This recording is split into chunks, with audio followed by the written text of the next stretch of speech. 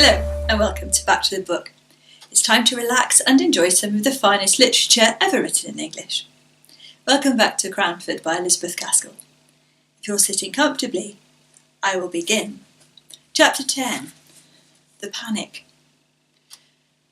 I think a series of circumstances dated from Signor Baroni's visit to Cranford, which seemed at the time connected in our minds with him, though I don't know that he had anything really to do with them. All at once, all sorts of uncomfortable rumours got afloat in the town. There were one or two robberies, real bona fide robberies, men had up before the magistrates and committed for trial, and that seemed to make us all afraid of being robbed. And for a long time at Miss Mattie's, I know, we used to make a regular expedition all round the kitchens and cellars every night, Miss Mattie leading the way, armed with the poker, I following with the hearth-brush, and Martha carrying the shovel and fire-irons with which to sound the alarm.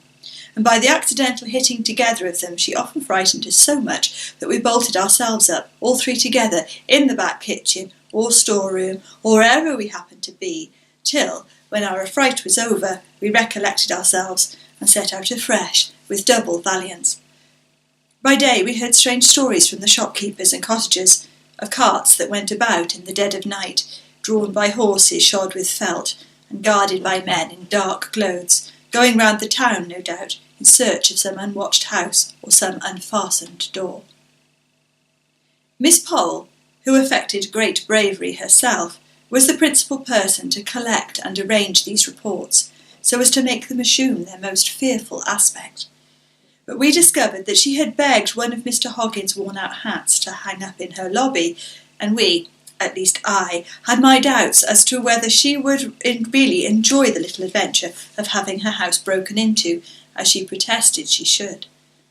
Miss Mattie made no secret of being an arrant coward, but she went regularly through her housekeeper's duty of inspection. Only the hour for this became earlier and earlier, till at last we went the rounds at 6:30, and Miss Mattie adjourned to bed soon after 7, in order to get the night over the sooner. Cranford had so long piqued itself on being an honest and moral town, that it had grown to fancy itself too genteel and well-bred to be otherwise, and felt the stain upon its character at this time doubly. But we comforted ourselves with the assurance which we gave to each other, that the robberies could never have been committed by any Cranford person. It must have been a stranger, or strangers, who brought this disgrace upon the town, and occasioned as many precautions as if we were living among the Red Indians or the French. This last comparison of our nightly state of defence and fortification was made by Mrs. Forrester, whose father had served under a general in the American War, and whose husband had fought the French in Spain. She indeed inclined to the idea that in some way the French were connected with the small thefts, which were ascertained facts, and the burglaries and highway robberies, which were rumours. She had been deeply impressed with the idea of French spies at some time in her life, and the notion could never be fairly eradicated but sprung up again from time to time. And now her theory was this: the Cranford people respected themselves too much and were too grateful to the aristocracy who were so kind as to live near the town, never to disgrace their bringing up by being dishonest or immoral. Therefore, we must believe that the robbers were strangers. If strangers, why not foreigners? If foreigners, who so likely as the French? Signor Baroni spoke broken English like a Frenchman, and though he wore a turban like a Turk, Mrs. Forrester had seen a print of Madame de Stael with a turban on, and another of Mr. Denon in just such a dress as that which the conjurer had made his appearance, showing clearly that the French, as well as the Turks, wore turbans. There could be no doubt Signor Baroni was a Frenchman, a French spy, come to discover the weak and undefended places of England, and doubtless he had his accomplices. For her part, she, Mrs. Forrester, had always had her own opinion of Miss Pole's adventures at the George Inn, seeing two men where only one was believed to be. French people had ways and means, which she was thankful to say the English knew nothing about, and she had never felt quite easy in her mind about going to see the conjurer. It was rather too much like a forbidden thing, though the rector was there. In short, Mrs. Forrester grew more excited than we had ever known her before, and being an officer's daughter and widow, we looked up to her opinion, of course. Really, I do not know how much was true or false in the reports which flew about like wildfire just at this time, but it seemed to me then that there was every reason to believe that at Marden, a small town about 8 miles from Cranford, houses and shops were entered by holes made in the walls, the bricks being silently carried away in the dead of night, and all done so quietly that no sound was heard either in or out of the house. Miss Matty gave up in despair when she heard this. "What was the use," said she, "of locks and bolts and bells to the windows and going round the house every night? That last trick was fit for a conjurer. Now, she did believe that Signor Baroni was at the bottom of it." One afternoon, about 5 o'clock, we were startled by a hasty knock at the door. Miss Matty made me run and tell Martha on no account to open the door till she, Miss Matty, had reconnoitred through the window, and she armed herself with a footstool to drop down on the head of the visitor, in case he should show a face covered with black crape as he looked up in answer to her inquiry of who was there.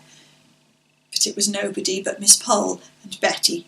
The former came upstairs, carrying a little hand-basket, and she was evidently in a state of great agitation. "Take care of that," she said to me, as I offered to relieve her of her basket. "It's my plate. I am sure there is a plan to rob my house tonight. I am come to throw myself on your hospitality, Miss Matty. Betty is going to sleep with her cousin at the George. I can sit up here all night if you will allow me, but my house is so far from any neighbours, and I don't believe we could be heard if we screamed ever so."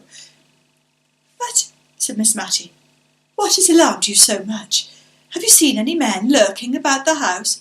"Oh, yes," answered Miss Pole. "2 very bad-looking men had gone 3 times past the house, very slowly, and an Irish beggar woman came not half an hour ago, and all but forced herself in past Betty, saying her children were starving, and she must speak to the mistresses. You see, she said mistress, though there was a hat hanging in the hall, and it would have been more natural to have said master, but Betty shut the door in her face and came up to me, and we got the spoons together and sat in the parlour window watching, till we saw Thomas Jones going from his work, when we called to him and asked him to take care of us into the town." We might have triumphed over Miss Pole, who had professed such bravery until she was frightened, but we were too glad to perceive that she shared in the weakness of humanity to exult over her, and I gave up my room to her very willingly, and shared Miss Matty's bed for the night. But before we retired, the 2 ladies rummaged up, out of the recesses of their memory, such horrid stories of robbery and murder that I quite quaked in my shoes. Miss Pole was evidently anxious to prove that such terrible events had occurred within her experience that she was justified in her sudden panic, and Miss Matty did not like to be outdone, and capped every story with one yet more horrible, till it reminded me, oddly enough, of an old story I had read somewhere, of a nightingale and a musician, who strove one against the other which could produce the most admirable music, till the poor nightingale dropped down dead. One of the stories that haunted me for a long time afterwards was of a girl who was left in charge of a great house in Cumberland on some particular fair day, when the other servants all went off to the gaieties. The family were away in London, and a pedlar came by, and asked to leave his large and heavy pack in the kitchen, saying he would call for it again at night, and the girl, a gamekeeper's daughter, roamed about in search of amusement, chanced to hit upon a gun hanging up in the hall, and took it down to look at the casing, and it went off through the open kitchen door, hit the pack, and a slow, dark thread of blood came oozing out. How Miss Pole enjoyed this part of the story, dwelling on each word as if she loved it. She rather hurried over the further account of the girl's bravery, but I have a confused idea that somehow she baffled the robbers with Italian irons, heated red hot, and then restored to blackness by being dipped in grease. We parted for the night with an awestruck wonder as to what we should hear of in the morning, and on my part with a vehement desire for the night to be over and gone. I was so afraid lest the robbers should be seen from some dark lurking place that Miss Pole had carried off her plate, and thus have a double motive for attacking our house. But until Lady Glenmire came to call next day, we heard of nothing unusual.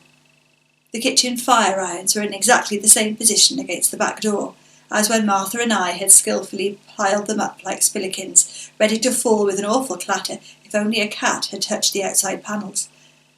I had wondered what we should all do if thus awakened and alarmed, and had proposed to Miss Matty that we should cover up our faces under the bedclothes, so that there should be no danger of the robbers thinking that we could identify them.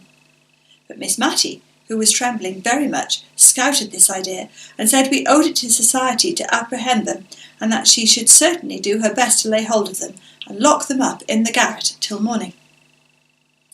When Lady Glenmire came, we almost felt jealous of her. Mrs. Jamieson's house had really been attacked. At least there were men's footsteps to be seen on the flower borders, underneath the kitchen windows, where nay men should be, and Carlo had barked all through the night, as if strangers were abroad.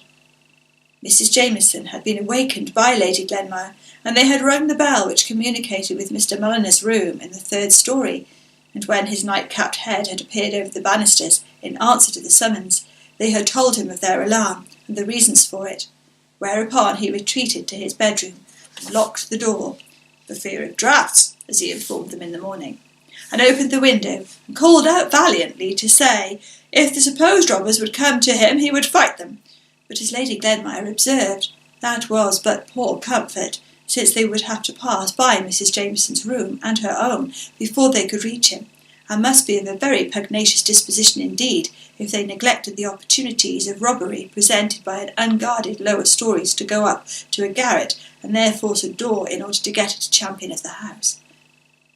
Lady Glenmire, after waiting and listening for some time in the drawing-room, had proposed to Mrs. Jamieson that they should go to bed, but that lady said she should not feel comfortable unless she sat up and watched, and accordingly she packed herself warmly up on the sofa, where she was found by the housemaid when she came into the room at 6 o'clock, fast asleep. But Lady Glenmire went to bed and kept awake all night. When Miss Pole heard of this, she nodded her head in great satisfaction. She had been sure we should hear of something happening in Cranford that night, and we had heard. It was clear enough they had first proposed to attack her house, but when they saw that she and Betty were on their guard and had carried off the plate, they had changed their tactics and gone to Mrs. Jamieson's, and no one knew what might have happened if Carlo had not barked like the good dog as he was. Poor Carlo! His barking days were nearly over.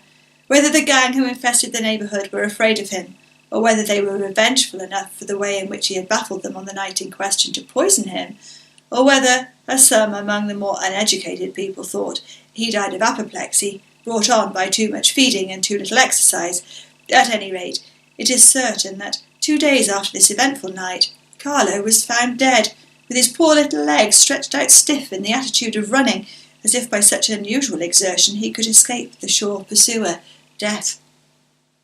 We were all sorry for Carlo, the old familiar friend who had snapped at us for so many years, and the mysterious mode of his death made us very uncomfortable. Could Signor Baroni be at the bottom of this?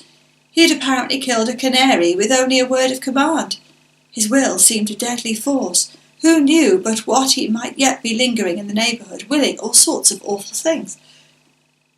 We whispered these fancies among ourselves in the evenings, but in the morning our courage came back with the daylight, and in a week's time we had got over the shock of Carlo's death, all but Mrs. Jamieson.